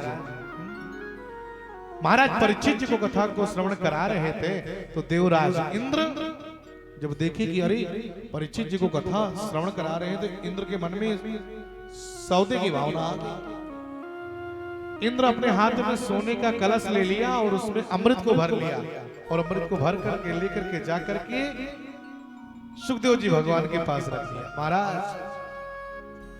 महाराज 2 बार बोला है और तीसरी बार जैसे बोला है, सुखदेव जी महाराज का नेत्र खुला। हाँ बताइए, देखिए सामने देवराज इंद्र। भैया इंद्र, आपका आगमन इस समय कैसे हुआ और आपके हाथों में ये क्या है? महाराज ये सोने का कलश है और इसमें अमृत भरा हुआ है। तो बोले मैंने सुना है कि आप परीक्षित को कथा को श्रवण करा रहे हैं। बोले हाँ तो सुना रहा हूं। बोले क्यों सुना रहे हो? क्योंकि ये मरे ना। बोले हाँ। तो बोले महाराज एक काम करो ना। बोले क्या? कहा ये जो अमृत है ना, इसको 1 चम्मच इनके मुंह में डाल दो, और जैसे ये 1 चम्मच इनके मुंह में अमृत डाल जाएगा, ये अमर हो जाएगा। अमर हो जाएंगे। सुखदेव जी महाराज सोचिए, अरे ये देवता लोग इतने भावुक कैसे हो गए भाई? अगर कोई किसी के विशेष हित के बारे में अचानक बात करने लगे तो समझ लो कि इसमें कुछ दाल में काला है। क्योंकि अगर कंजूस व्यक्ति अगर बहुत उदार बनने का प्रयास करे तो समझ लो कि दाल में काला है। देवता लोग, सुखदेव जी महाराज सोचने लगे कि ये देवता इतने स्वार्थी, परम स्वार्थी, अगर ये आज हमको अमृत देने आए हैं तो इसके बदले में साइड में कुछ ना कुछ इनके पास अवश्य होगा। क्योंकि कंजूस व्यक्ति अगर कभी उदारता दिखाया जाएगा तो समझ लो कि कुछ गड़बड़ है। एक बार एक जगह बहुत बड़ी यज्ञ हो रही थी, तो यज्ञ कोई एक नहीं कराता और कराना भी नहीं चाहिए, उसमें 2-4 से कुछ न कुछ अवश्य लेना चाहिए। वैसे यज्ञ तो सबसे बड़ा यज्ञ तो श्रीमद् भागवत कथा ही है। श्रीमद् भागवत ज्ञान यज्ञ ये भी तो एक यज्ञ है, ऐसी बात नहीं है। तो लोगों ने यज्ञ कराना शुरू किया तो सब लोग अपना अपना चंदा दिए। तो एक व्यक्ति ने कहा अरे भाई सेठ जी हैं तो सेठ जी के पास भी थोड़ा सा चला जाए, उनसे भी कहा जाएगा। तो दूसरा ने कहा अरे भैया सेठ जी बड़े कंजूस हैं, वो कुछ नहीं देते होते, उनके पास जाने का कोई मतलब ही नहीं है, सब बड़े बेकार हैं, बहुत कंजूस हैं, धर्म में तनिक भी खर्चा नहीं करते। तो गांव के कुछ मान्यवर और बोले कि चलो भाई हम लोग समाज के आदमी हैं, सेठ जी को जोर जबरदस्ती थोड़ा दबाव दिया जाएगा तो क्यों नहीं देंगे, ऐसी बात थोड़ी है। अरे चलने में, अरे कुछ तो देंगे, चलो चलते हैं। 10-5 लोग कमेटी के गए सेठ जी के पास। जब गए सेठ जी अपना हिसाब किताब लगा रहे थे तो कमेटी के जितने भी मान्यवर थे वो सब जोर से दूर से सलामी मारे, अरे महाराज जय श्री राम, जय श्री राम, जय श्री राम, आइए। कैसे आगमन हुआ? बस महाराज आपके गांव में यज्ञ चल रही थी तो सबसे सहयोग लिया जा रहा था, तो हम सोचे कि आपसे भी थोड़ा सा सहयोग ले लिया जाए, आप भी कुछ अच्छा सहयोग लेना है। बोले ठीक है। सेठ जी जो तुरंत से चेक बुक निकाले और निकाल कर कहने लगे बताओ कितना कार्ड दो, कितने का कार्ड दो? तो जिसने कहा था कि अरे बड़े कंजूस हैं, उसने कहा अरे सेठ जी तो पहले तो अब लगता है आपस में कानाफूसी होने लगी। एक ने कहा एक जैसा समय हरदम नहीं रहता, हो सकता है पहले कंजूस थे अब बात बन गई हो, चलो कोई बात नहीं है। सेठ जी ने तुरंत खट से 1 लाख रुपए का चेक काट करके और दे दिया, लो ले जाओ। अरे बाप रे बाप, जो व्यक्ति जहां 50 रुपए का भी उम्मीद नहीं था वहां 1 लाख रुपए मिल गया। लोग चेक पाए और चेक लेकर के जाने लगे। रास्ते में एक ने कहा भाई आप तो बोले बड़े कंजूस हैं सेठ जी, 50 रुपए भी नहीं मिलेगा, वो तो 1 लाख रुपए दे दिए। बोले हमारे भी नहीं समझ में आ रहा है कि 1 लाख कैसे दे दिए, इतने उधार हमारे भी समझ में नहीं आ रहा है। चलो एक जैसा व्यक्ति हरदम नहीं रहता, बदलाव आता रहता है। लेकर के गए और उसको जब बैंक में लगाए और कैशियर को पकड़ाया, जैसे कैशियर देखा सब कुछ मिलाया और जब कैशियर देखा तो सेठ जी 1 लाख का चेक काट दिए थे लेकिन सिग्नेचर करने को भूल गए थे, सिग्नेचर नहीं किया था। और जब सिग्नेचर नहीं था तो भाई कैशियर कैसे देगा? कैशियर ने कहा भैया, बोले क्या? कहा चेक तो बड़ा सुंदर आए हो, अच्छा अमाउंट भी भरा हुआ है, लेकिन इसमें सिग्नेचर नहीं हुआ है, साइन नहीं हुआ है, बिना साइन का पैसा आपको नहीं मिलेगा। कमेटी वाले लिए भाई हमको लगता है सेठ जी जल्दी में थे, हिसाब पाती कर रहे थे, शुक्ला जी भूल गए होंगे, चलो कोई बात नहीं। एक जल्दी गए, अरे राम राम सेठ जी, फिर कैसे आए आगे भैया? बोले सेठ जी आपने सब कुछ बढ़िया किया था लेकिन ये साइन करने को भूल गए थे, बिना सिग्नेचर का पैसा कैसे मिलेगा? सेठ जी ने कहा भैया हम तो गुप्त दान करते हैं, जो मेरा दान होता है ना वो गुप्त दान होता है, हमको नाम उम लिखवाने से और नाम बुलवाने से मेरा कोई मतलब नहीं होता, इसलिए हमसे नाम उम से क्या मेरा लेना देना। कमेटी वाले लिए चेक और सर को पकड़े बैठ गए। सेठ जी टाइम पे तो उदारता दिखा दिए, 10-5 लोगों के बीच में तो अपना बड़ा हाव भाव दिखा दिया, उदारता दिखा दिए, लेकिन उदारता के पीछे कारण क्या छिपा था उसको बाद में पता चला। सुखदेव जी महाराज सोचने लगे, विचार करने लगे कि देवतागण आए तो हैं लेकिन उदार, इतने उदार हो गए, मैंने पहली बार देखा। एक काम करो, बोले क्या? अगर मैं इनको अमृत पिला दूंगा तो उसके बदले में क्या करना पड़ेगा? तो इंद्र बोल पड़े महाराज इनको आप अमृत पिला दो, अब बदले में जो 7 दिन की कथा सुना रहे हो परीक्षित को, वो कथा आप हमको सुना दो। बोले भागवत भगवान की जय, वो कथा आप हमको सुना दो। और जैसे कहा वो कथा आप हमको सुना दो। सुखदेव जी महाराज बोल पड़े राजन, कहा तुम्हारा अमृत और कहा मेरी कथा? अमृत और कथा में कोई तुलना? निकल जाओ मेरे दरबार से और दोबारा मेरे यहाँ मत आना। अगर जौहरी को, सोनार को कांच का टुकड़ा दे दो, अब बदले में हीरा मांगोगे तो देगा क्या? धक्का मार करके आपको हटा देगा। कहाँ कांच और कहाँ हीरा का टुकड़ा? निकल जाओ मेरे दरबार से, दोबारा मत आइए। कितना सुंदर था। और तुरंत चले गए और जैसे गए मेरे प्यारे जाकर के ब्रह्मा जी के पास गए। ब्रह्मा जी आप इसका फैसला करिए, ये भागवत बड़ी है या अमृत बड़ा है। ब्रह्मा जी के मन में आया कि देवता को 440 वोल्टेज का झटका लगा है। तराजू को उठाए, एक तरफ संसार की समस्त सुख सुविधाओं को रख दिया, अमृत के कलश को रख दिया, और दूसरी ओर भागवत जी को रख दिया।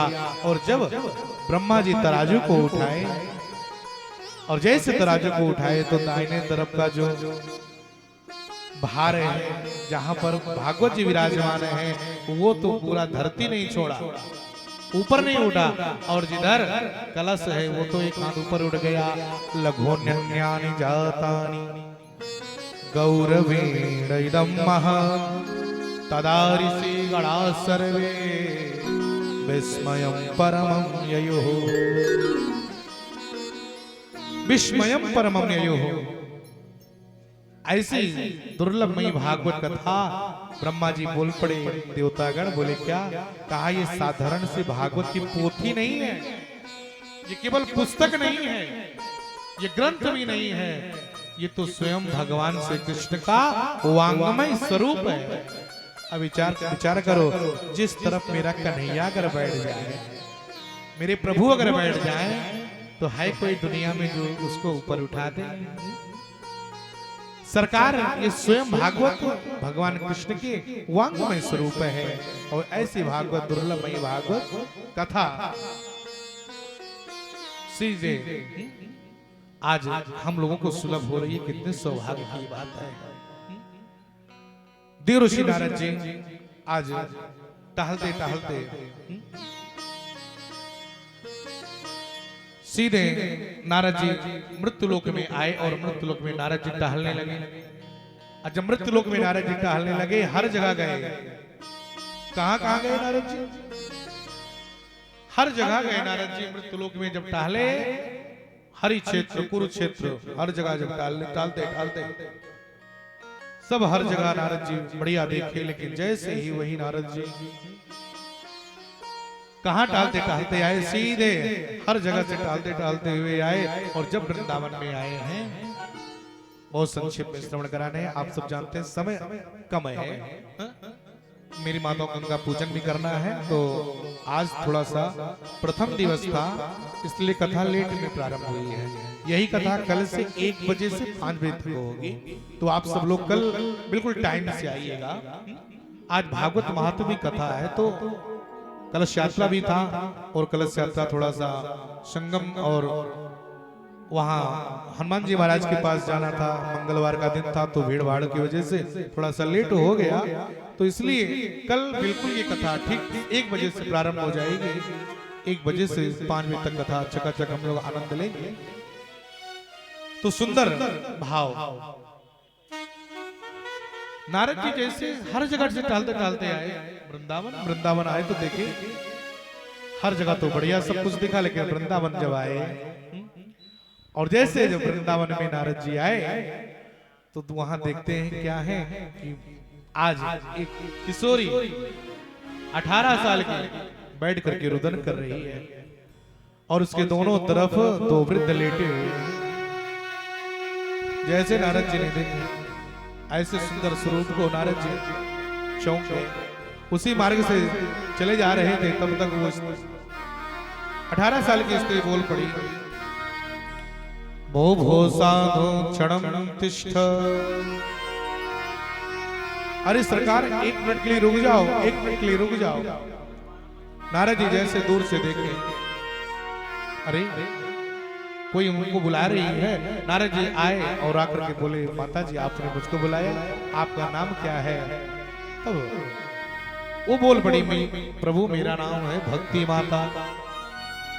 नाम है भक्ति माता, नाम है भक्ति माता,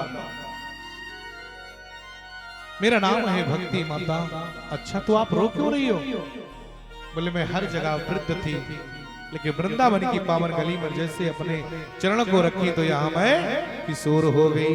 और आपके दोनों तरफ ये कौन लेटे हैं? बोले ये दोनों तरफ मेरे पुत्र ज्ञान और दूसरा वैराग्य, मेरे दोनों पुत्र लेटे हैं। अच्छा हर जगह तो मेरे पुत्र जवान थे और मैं माता स्वरूप में थी, वृद्ध थी, लेकिन जैसे ही मैं वृंदावन में पावन अपने चरण को रखी तो यहाँ मेरे दोनों बेटे वृद्ध हो गए और मैं जवान हो गई। मतलब क्या हुआ कि वृंदावन में आज भी भक्ति नृत्य करती है। वृंदावन कौन कौन गया है जरा हाथ ऊपर करो, जो जो वृंदावन जा चुके हैं। क्या हुआ नीचे नीचे। और जो नहीं गए हैं ना, वो प्रयागराज की धरातल पर बैठे हो, धरती पे बैठे हो, प्रयागराज में यहीं पर बैठे बैठे आपको लेकर के चलूंगा वृंदावन। वृंदावन में मेरे प्यारे क्या सुंदर धाम है। वृंदावन तुलसी और वन माने बगीचा। वृंदावन का अर्थ है वृंदा माने तुलसी और वन माने बगीचा। जहां पर केवल तुलसी का ही बगीचा हो उसी को तो कहते हैं पावन वृंदावन। वृंदावन का आप महिमा आज भी वृंदावन में भक्ति नृत्य करती है। मधुवन में आप चले जाइए, कुंज गली में आप चले जाइए, वहां आज भी ऐसा लगता है अर्धरात्रि 12 बजे कि अगर हम अपने हृदय में भक्ति लेकर के धारण करके अगर अपने हृदय से वृंदावन में गए हैं तो हमको ऐसा आज भी वहां पर ऐसा संतों की मान्यता है, शास्त्रों की मान्यता है कि अर्धरात्रि की बेला में रात्रि 12 बजे आज भी मेरा कन्हैया और राधा रानी इत्यादि समस्त गोपियां आज भी आकर के वहां पर रास रचाती हैं। और तुलसी का माला लेकर के जो बहुत परेशान है, तुलसी का माला लेकर के बांके बिहारी के सामने बैठ जाओ और आंखों में आंसू भर करके और प्रभु को याद करके स्मरण सच्चे दिल से याद करके अगर एक माला आप प्रभु के नाम को भज लो, राधे नाम का माला आप जाप कर लो, मैं गारंटी लेता हूं व्यासपीठ से कि आपकी समस्त मनोकामना पूरी हो जाएगी और अंत में भगवान का चरण ही आपको अवश्य मिलेगा। ऐसे वृंदावन का ये अर्थ है, वृंदावन धाम की महिमा है। तो वृंदावन में नारद और भक्ति माता का संवाद हुआ, पूरा वृत्तांत सुना डाली। तो नारद जी पोथी पत्रा निकाले, भक्ति माता की मुक्ति का साधन ढूंढने लगे, कोई साधन नहीं मिला। आकाशवाणी हुई, नारद जी आज जिस भक्ति की आप मुक्ति चाहते हो, ज्ञान वैराग्य की मुक्ति चाहते हो, उसकी मुक्ति केवल एक उपाय से होगी। बोले क्या? कह सत्कर्म सूचको नूनम ज्ञान यज्ञः स्मृतो बुधैः। नारद जी सत्कर्म करो, सत्कर्म। आधा श्लोक कहने के बाद आकाशवाणी शांत हो गई। नारद जी समझ नहीं पाए कि सत्कर्म है क्या। क्या सत्कर्म किसे कहते हैं? गीता का पाठ पढ़ना सत्कर्म नहीं है, वेद का पाठ पढ़ना सत्कर्म नहीं है। अगर ये सत्कर्म नहीं है तो सत्कर्म क्या है? इस खोज में नारद जी निकल चुके और रास्ते में मार्ग में अपने भाइयों से भेंट हो जाती है। कौन से भाइयों का? जो शुरू में विरक्त हो गए, सनकादिक ऋषियों से, सनक, सनंदन, सनातन और सनत कुमार, चारों भाइयों से जब मुलाकात हो जाती है देवर्षि नारद जी का, तब नारद जी कहते हैं भैया भले अच्छा हुआ कि आप हमको मिल गए।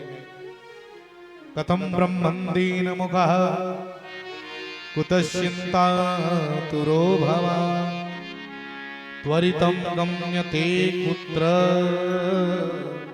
कुतश्चागमनं तव। नारद जी आप कहां जा रहे हो और आपका मुख मलिन क्यों है, चिंतित क्यों दिखाई दे रहे हो? अपनी चिंता का आप कारण बताओ। और जैसे बोले कि अपनी चिंता का कारण बताओ तो बोल पड़े नारद जी।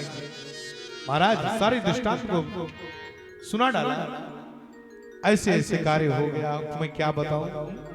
अच्छा नारद जी सत्कर्म का मतलब नहीं समझे। बोले ना, कहा भक्ति माता की मुक्ति केवल एक उपाय से हो जाएगी। बोले क्या? कहा सत्कर्म यानी ज्ञान यज्ञ करो। अर्थात आकाशवाणी तो आधा ही बोली थी, लेकिन पूरा चारों भैया बोल पड़े। क्या?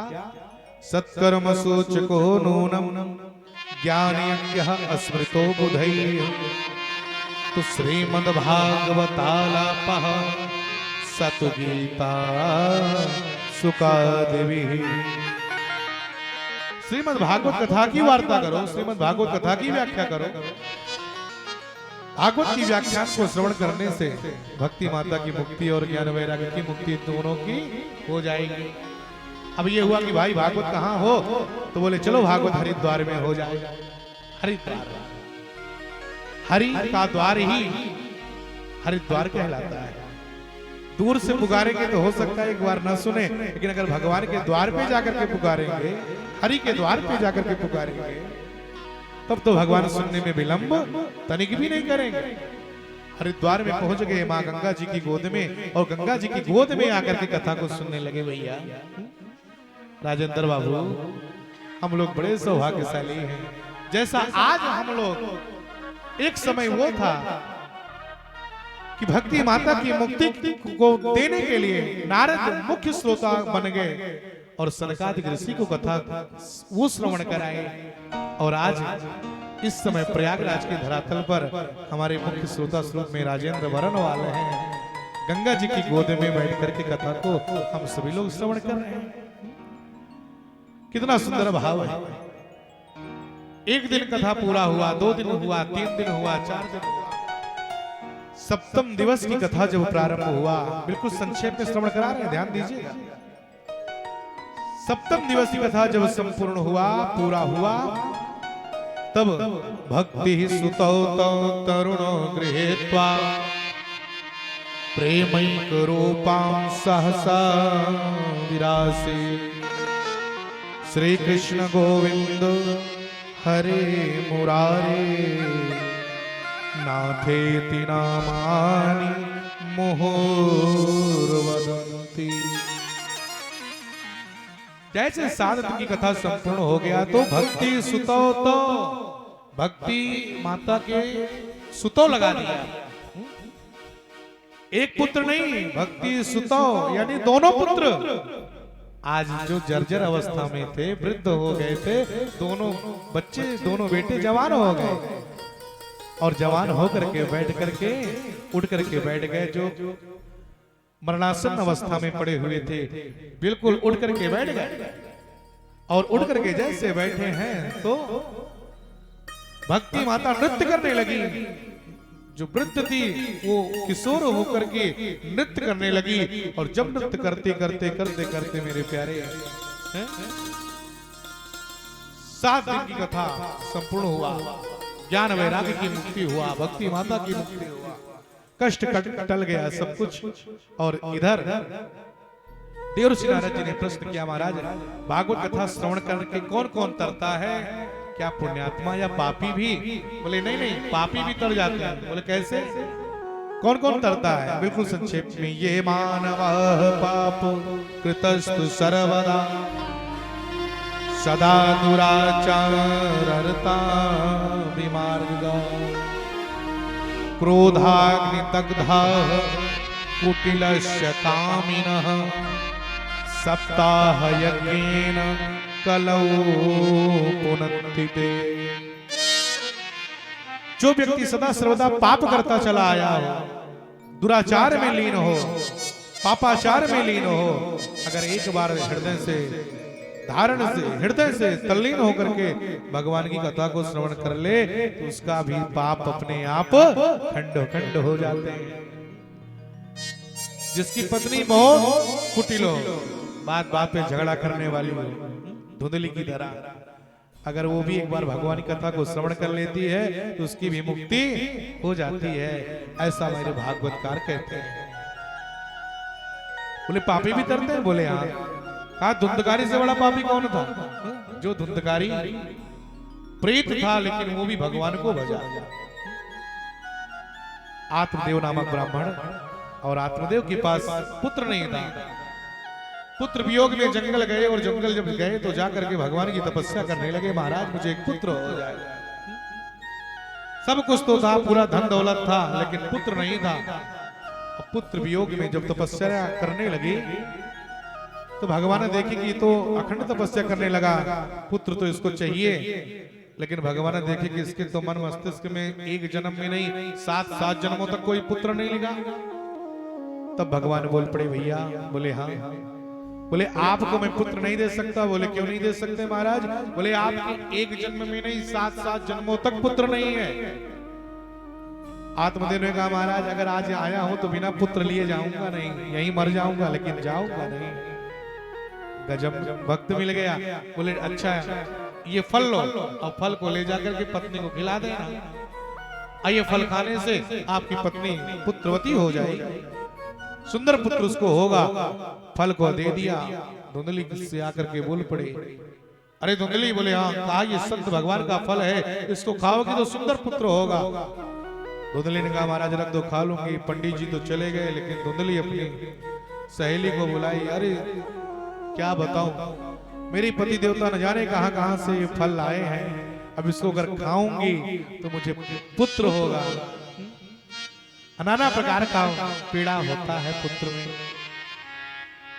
क्या करूं क्या ना करूं। एक ने कहा एक काम करो। बोले क्या? कहा पुत्र को मत दो, खाइए नहीं इसको। बोले खाओगे नहीं तो पुत्र नहीं होगा। बोले तो क्या किया जाए? कहा इसको गैया को खिला।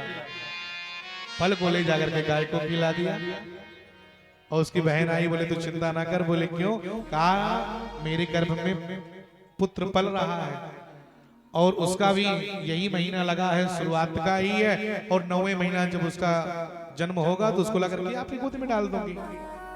क्यों चिंता करती है मेरे रहते? अच्छा काम तो बन गया।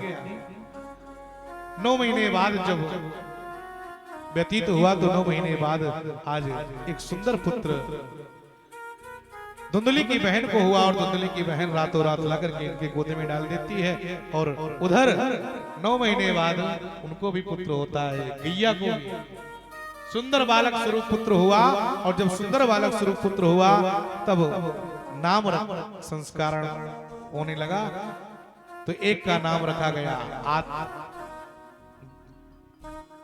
गोकर्ण। गोकर्ण महाराज, आत्मदेव ने कहा कि एक का नाम मैं रखूंगा, दूसरे का नाम आप रखोगे। मेरा नाम आत्मदेव है तो इसका नाम होगा गोकर्ण, मतलब गो माने गाय और कर्ण माने कान। जिसका कान गाय के सरीखे हो वही तो गोकर्ण है, इसलिए इसका नाम गोकर्ण है। धुंधली ने कहा महाराज, बोले क्या? कहा एक का नाम आप रखो तो दूसरे का मैं रखूंगी। बोले ठीक है रख लो। धुंधली, धुंध माने धुआं, और ली माने विचार, जिसके विचार में दिमाग में धुआं ही भरा, वासना से तृप्त, हर दुष्ट प्रवृत्ति की, ऐसे धुंधली वो अपने नाम से जोड़ा मिला करके नाम मैच कराता हुआ रखती है अपने बेटे का नाम। मेरा नाम धुंधली, इसका नाम धुंधकारी। वही वायरस पहुंच गया उसको भी, जो वायरस धुंधली के पास है वही वायरस वहां भी पहुंच गया। और इस तरह से धुंधली धुंधकारी का नाम हुआ, और दोनों बच्चे बड़े हुए। गोकर्ण पंडितो ज्ञानी, धुंधकारी महाखला। गोकर्ण महान पंडित बना और धुंधकारी महान खल बना, महान दुष्ट बना। धुंधकारी 5 वैश्याओं को लाकर के घर में रख लिया। वैश्यालय जाने लगा, मदिरा का पान करने लगा, बुरी से बुरी चीज का पालन करने लगा, अपना लिया अपने जीवन में। बदल गया संगत, साधु की संगत बदल गई। एक दिन आत्मदेव चले गए घर द्वार को छोड़ करके गोकर्ण के समझाने से, और ठीक सीधे एक दिन 5 वैश्या आपस में मिलकर के धुंधकारी का गले में फंदा लगा करके उनका वध कर देते हैं। अकाल मृत्यु से मरता है, इसलिए महान प्रेत बना, महान प्रेत। जब धुंधकारी महान प्रेत बना अकाल मृत्यु के कारण, गोकर्ण भैया को पता चला कि मेरा भाई मर गया है, तो गया में जाकर के श्राद्ध किया, पिंडदान किया। कोई लाभ नहीं हुआ क्योंकि महान प्रेत बन गया है। अब इसका तो उद्धार केवल भागवत जी ही कर सकते हैं, और तो कोई नहीं कर सकता।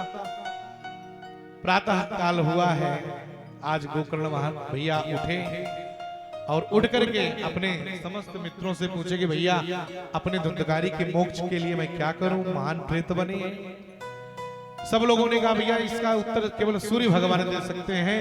प्रातः काल अगले दिन फिर हुआ, सूर्य भगवान का रथ जब निकलने वाला था तब गोकर्ण भगवान आए और आकर के सूर्य भगवान के रथ को रोक दिए। पूछा गया प्रश्न, महाराज मैं अपने भाई के मोक्ष के लिए मैं क्या करूं?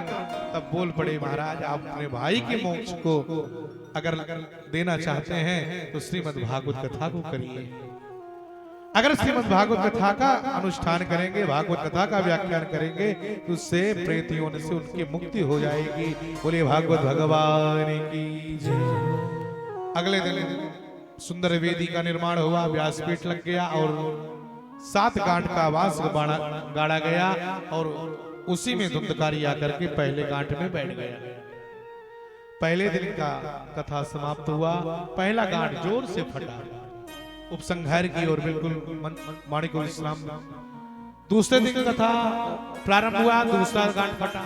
तीसरे दिन, चौथे दिन, पांचवें दिन, छठे दिन, 6 दिन की कथा पूरी हो गई और 6 गांठ फट गया। और जैसे सप्तम दिवस आया, 7वां दिन लगा और जैसे 7वां दिन लगा तो सप्तम गांठ जब फटा और जैसे 7वां गांठ फटा वैसे धुंधकारी भगवान के पार्षद स्वरूप में विराजमान होकर के खड़े हो गए और सुंदर भागवत की व्याख्यान करने लगा। धन्या भगवती वार्ता प्रेत पीड़ा विनाशिनी सप्ताहोऽपि तथा धन्या कृष्ण लोक फलप्रदा। धन्य हो भागवत की कथा, धन्य हो भागवत की वार्ता जो प्रेत पीड़ा से मुक्त कर देने वाली और भगवान कृष्ण के लोक को प्रदान कर देने वाली ऐसे दुर्लभमयी भागवत कथा को मेरा बारंबार प्रणाम है। और यही कह करके श्री धुंधकारी वहीं से भगवान का विमान आया है, धुंधकारी विमान पर आरूढ़ हुए हैं और अपने धाम को, भगवान के धाम को चले जाते हैं। और लोगों ने प्रश्न किया, महाराज आपने तो यहाँ पक्षपात कर दिया। बोले क्यों? अपने भैया के लिए आपने विमान मंगवा लिया और हम लोग के लिए विमान कहाँ गया? गोकर्ण ने कहा भैया ऐसा है कि भले आप भी सुने और धुंधकारी भी सुना, लेकिन दोनों के सुनने में अंतर है। क्या अंतर है? आपने सुना लेकिन आपका मन यहाँ है, सुने तो बैठे तो आप यहाँ हो लेकिन मन टेंट पे हो। पता नहीं कपड़े का टेंट है, कोई दिक्कत ना हो जाए। मन घर पे है, तन यहाँ है लेकिन मन कहीं और है। मन से नहीं सुने, लेकिन मेरा भाई जो है वो प्रेत होने के बाद भी मन से सुना है और बांस की गांठ में बैठ करके सुना। क्यों? क्योंकि प्रेत हमारी आप तरह बैठ नहीं सकता, हवा उड़ा ले जाएगी, इसलिए बांस के गांठ में बैठ गए और कथा पूरा हो गया। तो लोगों ने कहा ऐसा करो महाराज आप फिर से कथा को करो, हम फिर से श्रवण करेंगे, इस बार सबके लिए विमान आना चाहिए। बोले एवमस्तु। फिर से कथा को कहना शुरू किए सभी लोगों के लिए और सब लोग फिर से सुंदर ढंग से भगवान की कथा को सुना और सब लोगों को देखते देखते परमात्मा अपना पुष्पक विमान ही भेज देते हैं। और जैसे वह विमान आया सभी लोगों के लिए सब लोग विमान पर चढ़े हैं और भगवान अपने धाम को सबको ले जाकर के रख देते हैं। बोलिए भागवत भगवान की, श्री वृंदावन बिहारी लाल की। इस तरह से भागवत महात्म्य में क्या नियम है? एक टाइम हल्का भोजन किया जाए ताकि कथा के टाइम पे नींद न लगे। सर्वतो भद्र मंडल देवता, चतुष्ट योगिनी, षोडश मातृका इत्यादि वेदियां बनती हैं। सुंदर आचार्य पारायण करता, जाप करता, जो शुद्ध पाठ हो और जितना पाठ हो उतना जाप भी हो। और कथा कुशल कथा वाचक वो है जो अनेकों दृष्टांतों के माध्यम से, हर पुराणों के माध्यम से, अनेकों ग्रंथों के माध्यम से निचोड़ करके ला करके आपको ला करके समझा दे, आपके हृदय में कथा को बसा दे और विद्वान भी श्रवण करें, समझ में आए। और जो थोड़ा सा कम पढ़े लिखे लोग हैं वो भी श्रवण करें, समझ में आए। ऐसे सुंदर जिनका चरण हम छू सकें, सुंदर ब्राह्मण परिवार हो, सुंदर ब्राह्मण सुंदर गोत्र हो, ऐसे ब्राह्मण से कथा श्रवण करने का अलग लाभ होता है। और ऐसे ही कथा व्यास का हम चुनाव हमको करना चाहिए। तो इस तरह से श्रीमद् भागवत कथा का महत्व कथा यहीं पर संपन्न होती है। आगे कथा क्या होती है, कैसे होती है, भागवत महत्व भागवत का क्या होता है, ये कथा केवल आज तक है। कल बिल्कुल आप लोग 1 बजे यहाँ अवश्य आ जाएंगे। 1 बजे आज का सत्र यहीं पर संपन्न होगा, विश्राम होगा। 1 बजे से लेकर के 5 बजे तक आप लोग आए। 1 से 5 बजे तक भगवान की कथा दिव्य प्रयागराज के धरातल पर बैठ करके कथा, जो मैया गंगा का धारा उधर और इधर ज्ञान गंगा की धारा बह रही है, 2 धाराओं में हम आनंद ले रहे हैं। ये हमारा परम सौभाग्य है। आइए अब ज्यादा ना कुछ कहते हुए 2 बार भगवान नाम संकीर्तन, फिर आरती की तैयारी। आरती बन रही है, बन गई और आरती हमारे मुख्य यजमान के द्वारा होगा। आप सब लोग सुंदर ढंग से भगवान की आरती, मंगलमयी आरती करके, प्रसाद लेकर के, आरती लेकर के आज के सत्र को प्रणाम करते हुए जाएंगे। और कल ठीक 1 बजे यहाँ आप सभी लोग अधिक से अधिक संख्या में उपस्थित हों और आकर के भगवत कथा श्री मेरे ठाकुर जी की दुर्लभमयी कथा को श्रवण करके अपने जीवन को कृतार्थ एवं मंगलमय बनाए। बोले भागवत भगवान की जय हो। श्री कृष्ण गोविंद हरे मुरारे, हे नाथ नारायण वासुदेव। श्री कृष्ण गोविंद हरे मुरारी, हे नाथ नारायण वासुदेव। श्री कृष्ण गोविंद हरे मुरारी, हे नाथ नारायण वासुदेवा। हे नाथ नारायण वासुदेवा, हे नाथ नारायण वासुदेवा, हे नाथ नारायण वासुदेवा, हे नाथ नारायण वासुदेवा। श्री कृष्ण गोविंद हरे मुरारी, हे नाथ नारायण वासुदेव। श्री कृष्ण गोविंद हरे मुरारी, हे नाथ नारायण वासुदेव। बोलते रहिए हरि बोल। हे नाथ सारे जाते हुए। नारायण वासुदेवा, हे नाथ नारायण वासुदेवा, हे नाथ नारायण वासुदेवा, हे नाथ नारायण वासुदेवा, हे नाथ नारायण वासुदेव। श्री कृष्ण गोविंद बड़े हो जाए। हरे मुरारी, हे नाथ नारायण वासुदेव।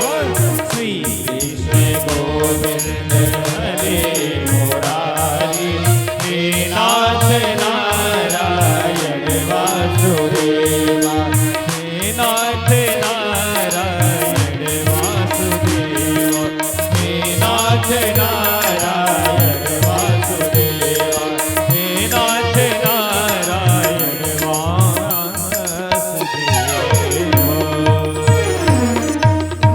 सोम चंद्रमा मनसो जातस्य क्षोः, सूर्यो अजायत, श्रोत्राद्वायुष्य प्राणस्य मुखादग्निरजायत। इदग्वं हविः प्रजननं मे अस्तु दशवीरग्वं सर्वगणगं। स्वस्ताये आत्मसानि प्रजा शनि पशु शनि लोक संजमाय जाने।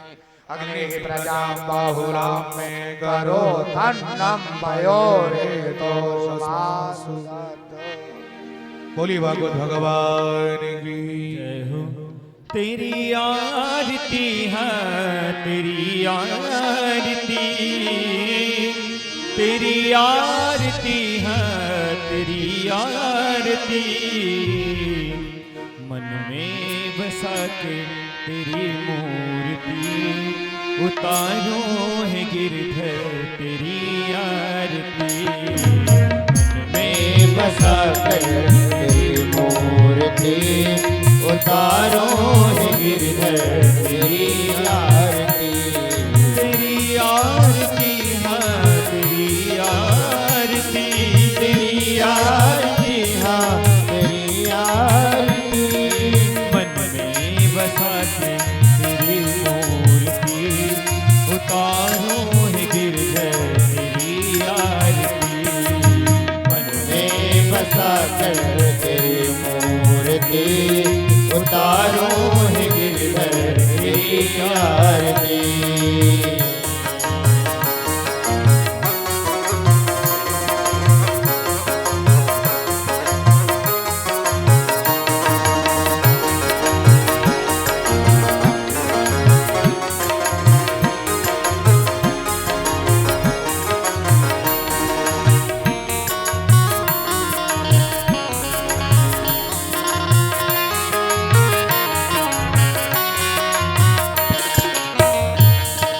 करुण करो कष्ट है रो ज्ञान दो भगवन, हो में फंसी नाव मेरी तार दो भगवन, करुण करो कष्ट है रो ज्ञान दो भगवन, हो में फंसी नाव मेरी तार दो भगवन, दर्द की दवा तुम्हारे पास है, दर्द की दवा तुम्हारे पास है, जिंदगी दया भी के मांगती, मन में बसा तेरी मूर्ति, उतारो है गिरधर तेरी आरती, मन में बसा कर तेरी मूर्ति, उतारो है गिरधर तेरी आरती।